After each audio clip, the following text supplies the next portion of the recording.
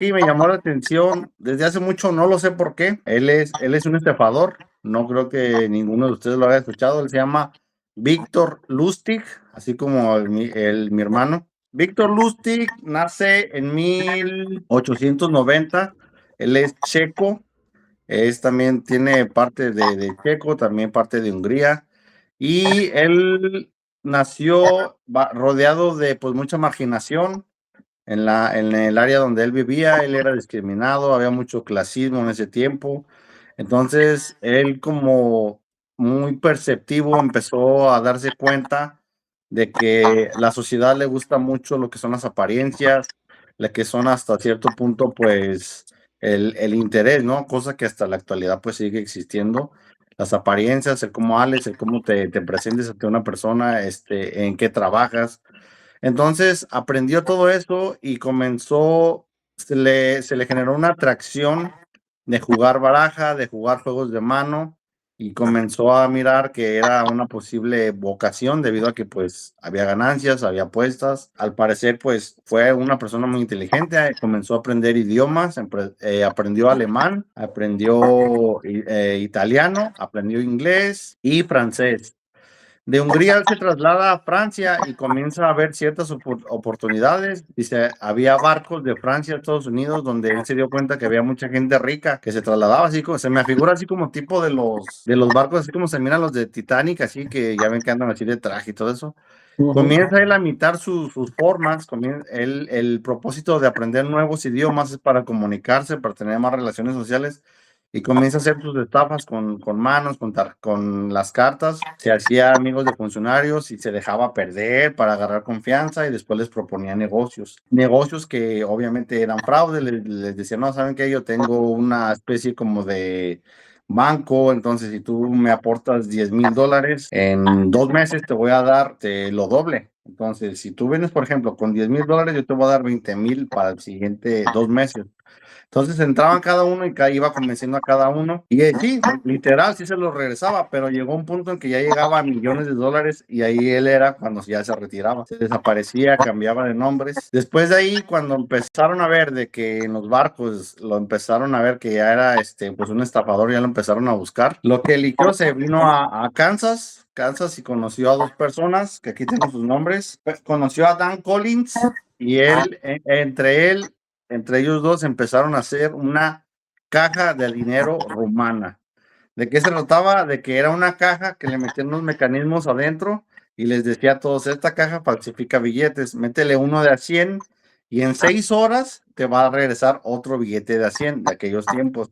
Entonces lo que hacían, pues nadie le creía, entonces le metían el billete, se esperaban 6 horas y efectivamente a las 6 horas ya le salía otro nuevo billete, pero lo que no sabían los estafados de que ese billete ya se lo había puesto previamente él mismo, ¿no? Para que viera como la prueba. Él les decía, para volver a hacer otra vez la misma operación tienes que esperarte 12 horas. Entonces, ¿qué terminaban haciendo los estafados?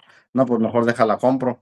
Entonces la compraban, pero se las compraba, las vendía a un costo de $10,000. Se las compraba y cuando lo iban a acusar, no tenían como con qué acusarlo, porque la policía va a decir, ¿cómo que estás comprando una máquina para hacer dinero falso, no? Entonces ese era ahí era el punto de estafa. Y se hicieron muy famosos, y al mismo tiempo se empezó a juntar con gente que empezó a estafar y estafar. Llegó un punto donde también incluso no sabía yo esa parte de él, pero incluso llegó a conocer al Capón y le pidió $50,000 por un negocio, muy, muy, muy rentable y todo. Pero aquí la estrategia obviamente iba a ser diferente, porque pues al Capón no te le ibas a ir, ¿no?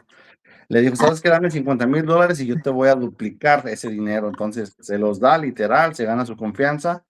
Ese dinero lo mete al banco, según lo que entendí, y lo deja ahí por un tiempo. Al tiempo que le dijo que le iba a duplicar su dinero, regresa con él y le dice, ¿sabes qué? No te lo pude duplicar, pero aquí están tus 50,000 íntegros. Al Capón dijo, no, ¿sabes qué? Pues por tu honestidad, ahí te van 10,000. O sea, nada más por ese embrollo se ganó $10,000 Víctor Lustig. Fue de la forma que lo estafó.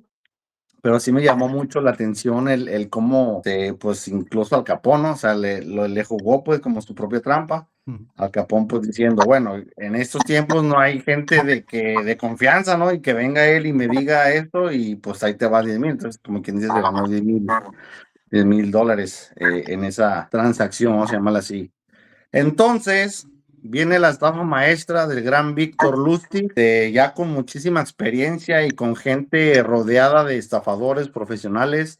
Hace una estafa maestra y la empieza a aplicar y se hace pasar por un servidor del gobierno de Francia. En esos tiempos había fallecido Alexander Gustave Eiffel, que era como el encargado, a lo que entendí, era como el encargado de tener en mantenimiento la Torre Eiffel. Entonces, cuando él muere en 1940, se queda como en cuestionamiento de que, ¿y qué va a pasar con la Torre Eiffel? Porque pues nadie está metiéndole dinero.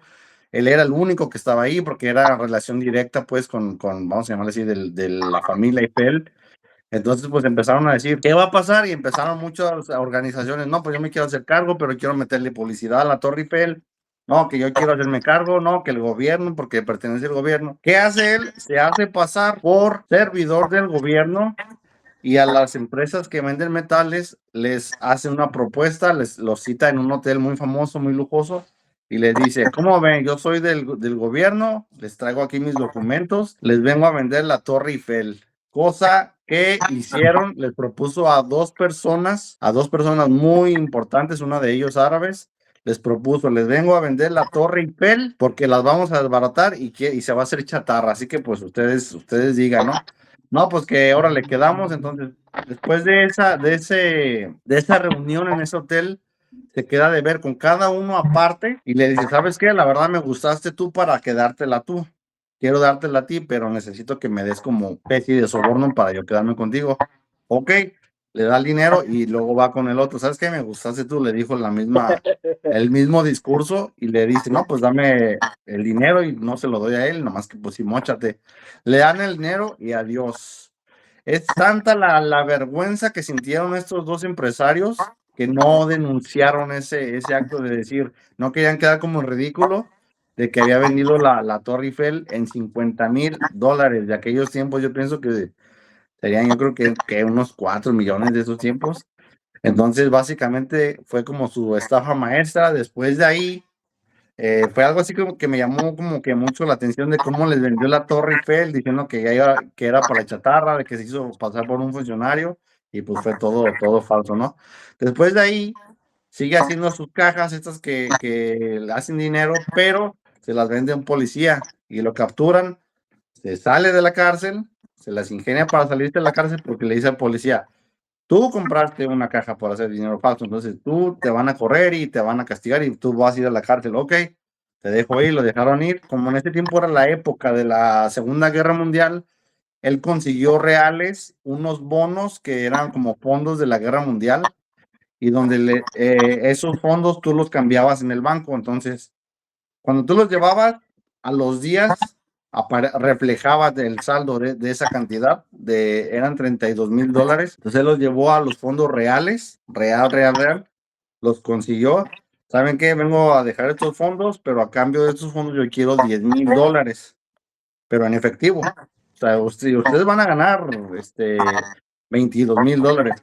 Ok, está muy bien, y ya checaron los papeles, checaron todo, ¿no? Pues sí es real, no es estafa, no es nada.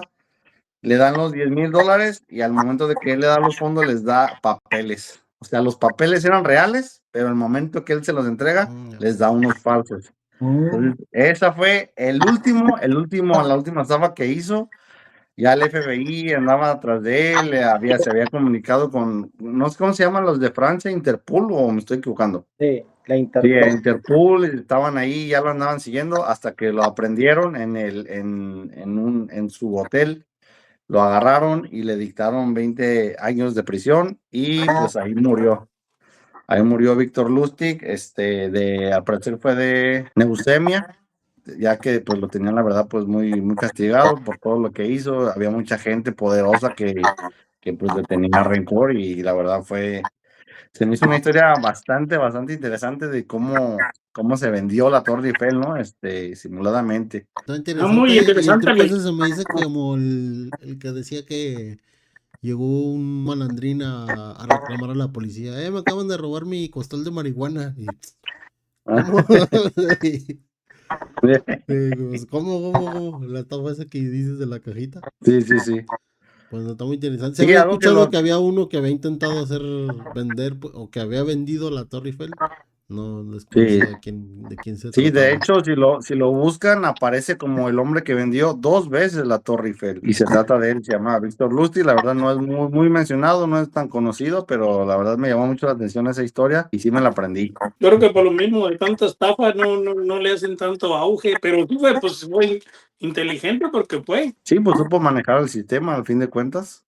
Supo hasta los bancos, o sea, los bancos pertenecen al gobierno y se burló de ellos y por eso, como tú dices, justamente ahorita que lo estoy mencionando, sí es cierto, ¿verdad? Por eso dicen, no sale tanto su No lo historia, pues. paga exactamente. Mucha gente sigue ejemplos de todas esas personas y pues no le hagas promoción. Yo miré una película que también vendían la cajita esa para hacer dinero y así los estuvieron estafando, pues, o sea, sí le ponían, creo que 2 billetes así de verdad, o sea, te Sí, esperabas las horas y sí salía el billete de verdad y luego te decía que otras 12 horas y volvía a salir otro billete de verdad, pero pues ya después ya no salía nada. sí, claro. Y igual como comentan, pues, de cómo vas a denunciar, pues, si tú también querías hacer trampa, pues, o sea, pues no, Estás delinquiendo. eso sí, no se puede. Eso de la Torre Eiffel, yo no sabía, pues, yo no sabía esa historia, muy buena, por cierto.